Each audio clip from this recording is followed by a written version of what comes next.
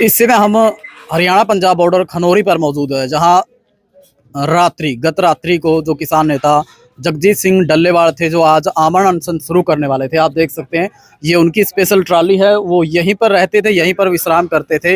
यहीं से पूरा जो धरना है जो यहाँ पर चला हुआ है, पक्का मोर्चा, उसकी रेख देख और जो भी दिशा निर्देश यहाँ तक दिए जाते थे वो यहीं से दिए जाते थे। तो कैसे रात को इस घटना को अंजाम दिया है, इसके लिए हमारे साथ जो किसान नेता अभिमन्यु कोहाड़ है वो पूरी बताएंगे। फिलहाल आप तस्वीरें देख सकते हैं कि किस प्रकार जो अंदर से ये लोग थी पूरी की पूरी ट्राली, लेकिन यहाँ से पहले इस फाइबर को तोड़ा गया, फिर अंदर से जो ये कुंडी लगी होती है इसको आसानी से खोलकर अंदर की तस्वीरें आप देख सकते हैं। उनके जो कंबल हैं, उनके जो वस्त्र हैं वो भी यहीं पर रह गए और बताया जा रहा है कि उन्हें चप्पल भी पहनने नहीं दी गई।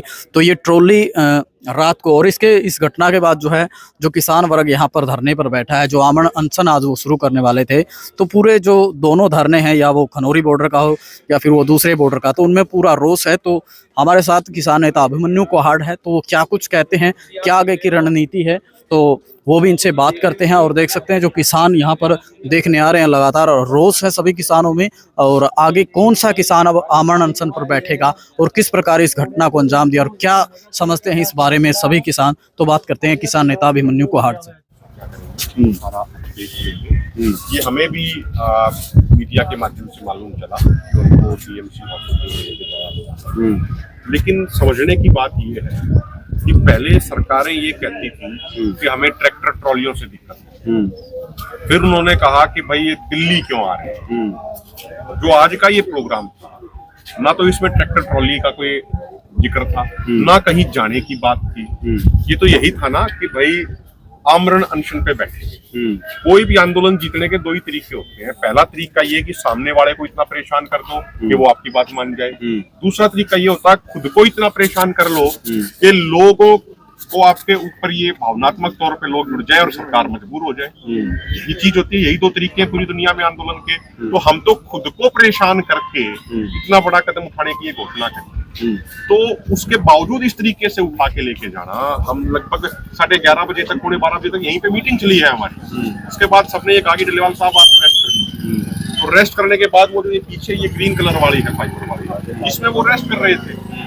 तो यहाँ पे अचानक से 2:45 बजे सैकड़ों की संख्या में फोर्स आती है, सिविल ड्रेस में भी थी, वर्दी में भी थे, और ये चारों तरफ की जो ट्रॉलियां थी बाहर से उनको लॉक कर दिया और पूरा घेरा बना लिया। और लगभग 2 मिनट के अंदर अंदर इसको तोड़ के, और उनको पजामा पहनने दिया, ना उनको अपना कोई सर्दी का कपड़ा पहनने दिया, ना जूते पहनने दिए, ना चप्पल पहनने दिए, और उनको ले गए। और इस रोड पे जो पीछे रोड है रेवरा वाला, यहाँ पे सैकड़ों गाड़ियों का वो लगा हुआ। अब हम ये पूछना चाह रहे हैं, चाहे पंजाब सरकार हो, चाहे हरियाणा सरकार हो, चाहे केंद्र सरकार हो, इन तमाम सरकारों से ये पूछना चाह रहे हैं, तमाम पार्टियों से पूछना चाह रहे हैं, क्या जगजीत सिंह डल्लेवाल जी कोई आतंकवादी है? क्या वो कोई अपराधी है? अगर कोई अपराध किया तो आप बताइए क्या अपराध किया है। हमने ये अपराध किया है कि हरित क्रांति के बाद, जब पूरे देश को बाहर से अनाज मंगवाना पड़ता था हरित क्रांति से पहले, उसके बाद हरित क्रांति के माध्यम से देश के अनाज के भंडार भर दिए, दुनिया में भी हम अपना एक्सपोर्ट कर रहे हैं।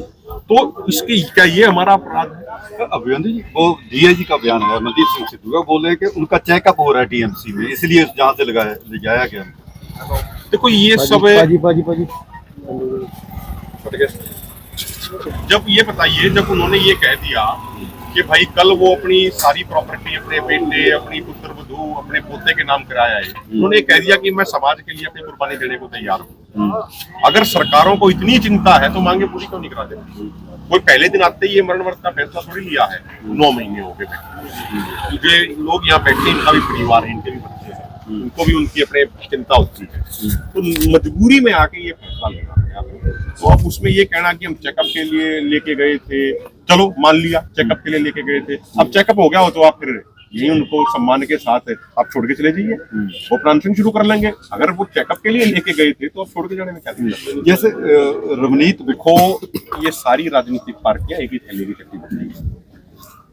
आप शुरुआत से बात करो, 13 फरवरी से हम बात करें, 13 फरवरी से पहले की बात करें, किसने बैरिकेड लगा रखी है?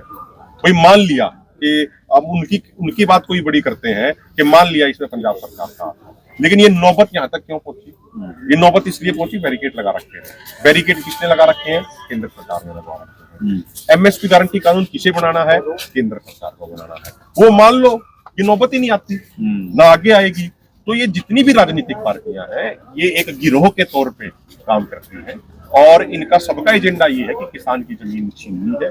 कोई कान को ऐसे पकड़ता है, कोई हाथ घुमा के ऊपर। अभिनव जी, अब ये बात देखो, 1:30 मैं आपको ये बताऊं कि 3 बजे हम घोषणा करेंगे। हमने जो पहले जो फैसला लिया था कि भाई अगर डल्लेवाल साहब को कुछ होता है तो उसके बाद लगातार हमारी लीडरशिप की पूरी लंबी लिस्ट है, तो कैसे उस आगे बढ़ाएंगे वो 3 बजे अभी स्टेज से हम घोषणा कर देंगे। और मैं आपको ये बड़ी जिम्मेदारी के साथ कह रहा हूँ, आंदोलन आगे और तीखा होगा, आंदोलन कमजोर नहीं। बिल्कुल।